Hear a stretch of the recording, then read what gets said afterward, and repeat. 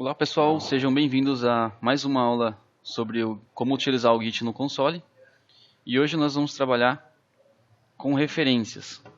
Então nós vamos utilizar aí os comandos git remote, git push, git pull e o git diff. Então para começar, eu vou abrir aquele mesmo repositório que a gente trabalhou na aula passada. E vocês podem ver que se eu fizer um git push, ele vai me dizer que eu não tenho um destino configurado para poder fazer um push. O que isso quer dizer? Nosso repositório por enquanto está local. Tá? Então eu vou utilizar um repositório online, lá no GitHub que já está configurado, para que a gente possa fazer o envio das nossas alterações para aquele repositório. Ele até dá um exemplo de um comando aqui, que é o git remote add, um nome que ele vai usar como referência. Então esse nome normalmente é origem e a URL do repositório. Eu vou abrir aqui o meu GitHub. Então eu criei aqui um repositório que a gente chamou de Git Workshop e eu vou copiar a URL dele aqui para eu poder adicionar no meu Git Remote. Para adicionar, a mesma coisa que ele pediu ali. Git Remote, origem e aí a URL do seu repositório. Ok? Feito isso, pronto. Eu já consigo fazer um git pull, por exemplo, para poder capturar as alterações que o repositório sofreu. Ele vai percorrer todo o repositório ali e ele vai me mostrar uma mensagem que depois eu vou mostrar como que a gente vai fazer para resolver. Mas vamos supor que eu queira mandar as alterações que eu já tenho no meu branch. Vejam que ele está limpo, ele está sem alteração. Ele contém os arquivos que eu já alterei, eu comitei. Então quando você der um git status aqui, quando você já comitou, ele vai mostrar essa informação que não tem nada para comitar e que a minha cópia local aqui tá limpa. Então eu vou mandar as minhas alterações para o repositório, fazendo um git push "-u origem e o nome do branch. Por padrão, todo repositório criado no Git recebe um branch master. Então o branch master é o branch principal das nossas alterações. É a partir dele que a gente pode criar, por exemplo, o develop, para a gente poder fazer uma construção instável do nosso sistema, das nossas alterações. E a partir do develop a gente consegue fazer as features, que depois eu vou deixar um linkzinho aí sobre um controle de versão, um formato de controle de versão mais bem sucedido no Git. Então, git push -u origin master. Ok. Ele mostrou ali que eu não posso enviar porque o meu branch porque o meu branch local ele não está atualizado com um branch remoto. Então eu vou fazer um git pull aqui. Eu vou ter que digitar o comando completo, origin master. Beleza, ele trouxe as alterações que estão no branch remoto. E agora sim, eu consigo fazer o push das minhas alterações para o branch remoto.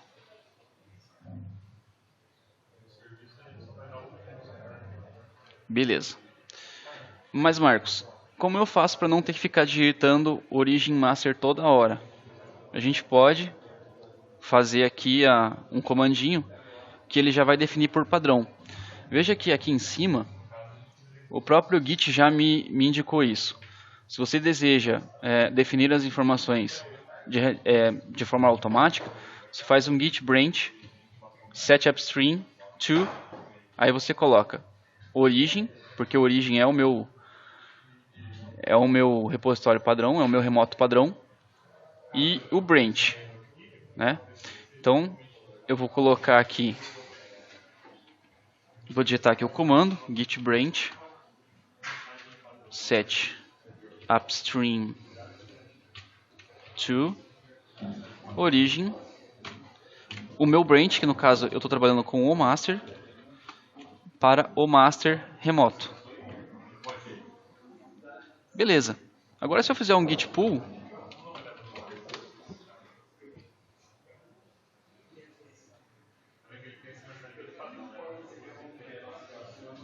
você vai ver que ele não me mandou mais aquela mensagem que eu preciso colocar origin master lá.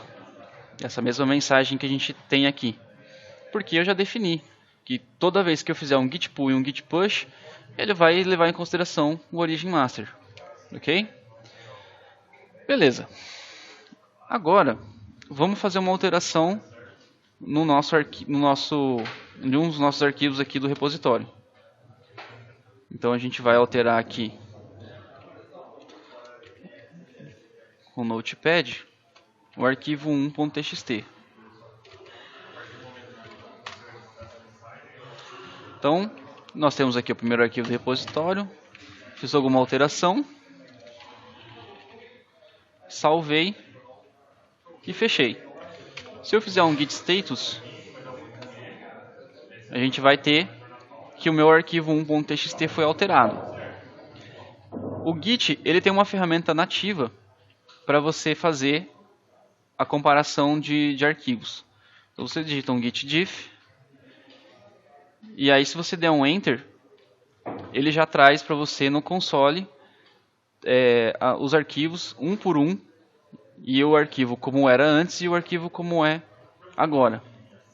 No meu caso, eu já configurei o meu Git para quando eu fizer um diff, ele usar uma ferramenta chamada Beyond Compare.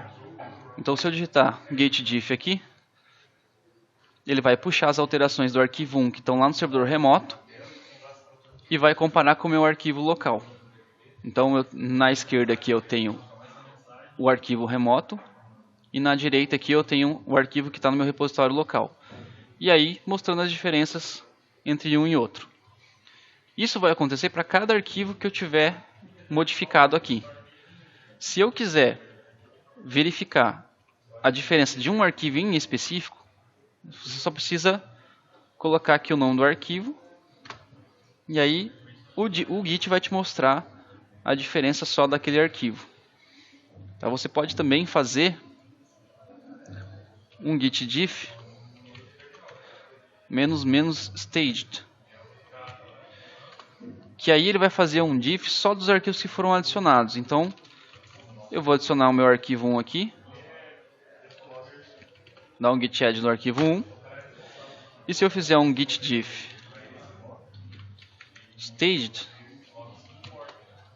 ele vai me mostrar a diferença só daqueles arquivos que já estão marcados para fazer um commit. Que vocês podem ver, eles vão aparecer em verde aqui no status, porque eu fiz um add dele. Ok? Você ainda pode fazer um git diff do head. O head é a maior posição, é o commit mais atual que tem de um repositório.